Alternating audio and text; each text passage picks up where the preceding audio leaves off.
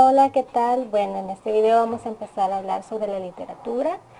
Como ustedes saben, el nombre de la unidad número 8 es Literatura del siglo XX, pero en esta ocasión nos vamos a concentrar en España y el mundo.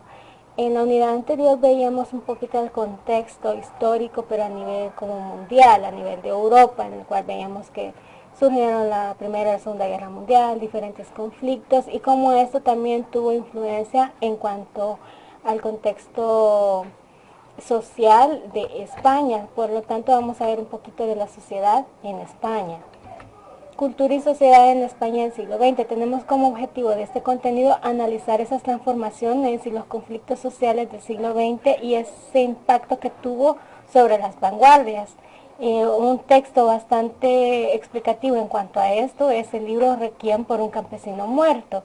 Es un cuento corto, un cuento largo, perdón, el cual, trata un poco sobre todo este contexto de guerra civil en España. Entonces es un libro bastante interesante que ustedes lo pueden ver. Aún incluso hay una película protagonizada por Antonio Banderas sobre este cuento que se llama Requiem por un campesino.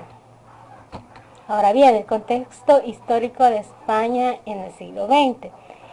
España entró en el siglo XX en una situación muy difícil.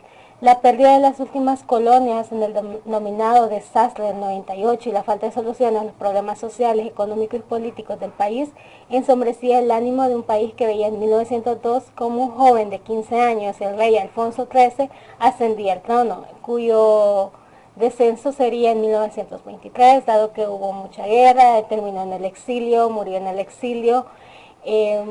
Surgieron diferentes conflictos dado que aumentaba más esa crisis social. Por lo tanto, todo este periodo se va a conocer como un periodo de entreguerras. En 1931, con el triunfo de la República, en cuanto al rey que huye, la iglesia y el ejército se unen en su contra y crea un nuevo régimen. En 1936 hubo un golpe de estado liderado por el general Franco contra la República y comienza a invadir territorios republicanos. En 1937, con los bombardeos contra territorios republicanos con apoyo de la aviación nazi, vamos a ver una cercana relación en cuanto a Franco y Hitler. También entre las ciudades destruidas está Guernica, una de las ciudades más importantes. En 1938, que fue la última ofensiva de los republicanos, que fueron derrotados y se dedican a defender reductos de su territorio. Y en 1939, con el apoyo de la Alemania nazi y la Italia fascista, Franco vence a la República. Muchos intelectuales vencidos parten al exilio. Uno de esos intelectuales vencidos es el autor de Requiem por un campesino. Él tuvo que huir a Estados Unidos y entonces desde allí empieza a escribir diversos cuentos, diversos productos literarios. Y aquí en 1939 es que comienza el periodo del franquismo, que fue una dictadura por medio de Franco, que aún actualmente en España muchos de sus ciudadanos lo recuerdan como uno de los peores periodos de la historia.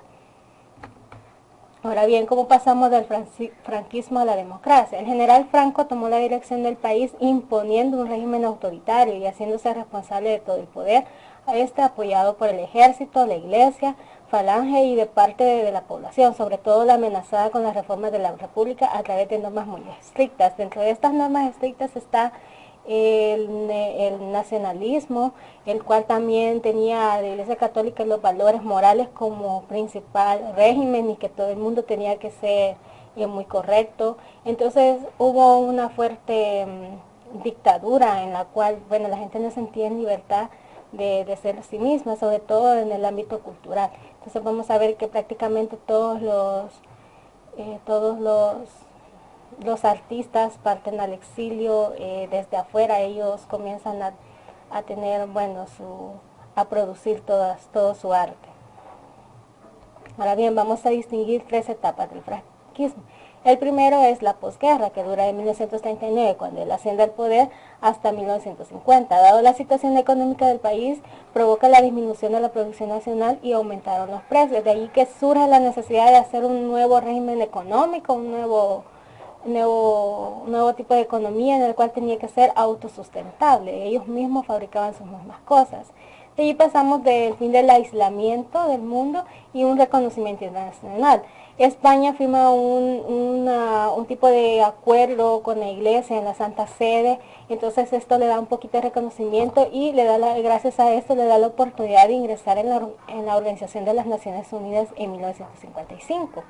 Y bueno, por último, en 1969 a 1975, que fue el final del régimen con diferentes conflictos sociales, diferentes guerras, todo este periodo también hubo una guerra civil, y esto concluye con la muerte de Franco en 1975, de hecho que marcó el inicio de una nueva etapa, el inicio de una democracia en la cual ya no, ya casi a final sobre esta época Franco buscaba un sucesor, cosa que no se concretó dados los diferentes conflictos sociales que hubo. Como todo esto tuvo fuerte influencia sobre la literatura de España. Veamos algunas características de la literatura del siglo XX. Las crisis humanas del siglo XX se plasmó principalmente en las vanguardias, que fue producto de una serie de sucesos que modificaron la vida del hombre contemporáneo.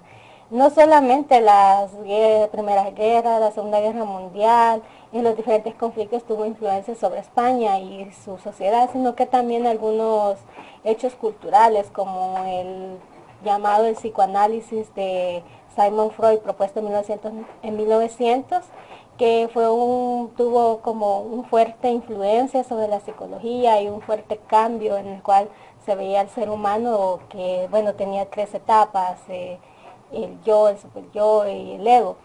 De ahí tenemos también las teorías de la relatividad de Albert Einstein, que también fue un cambio de pensamiento en cuanto a la ciencia, y también el surgimiento de las vanguardias, como veíamos en la unidad pasada, ¿verdad? Los manifiestos de cada una de las corrientes literarias y artísticas, como el futurismo, el creacionismo, el surrealismo, el dadaísmo y el cubismo. Ahora bien, la literatura española pasa por diferentes etapas en la primera mitad del siglo XX. Vamos a ver en una primera etapa el novecentismo, que es un movimiento estético de principios del siglo XX, inicialmente literario, que se extendió a otros ámbitos de la cultura.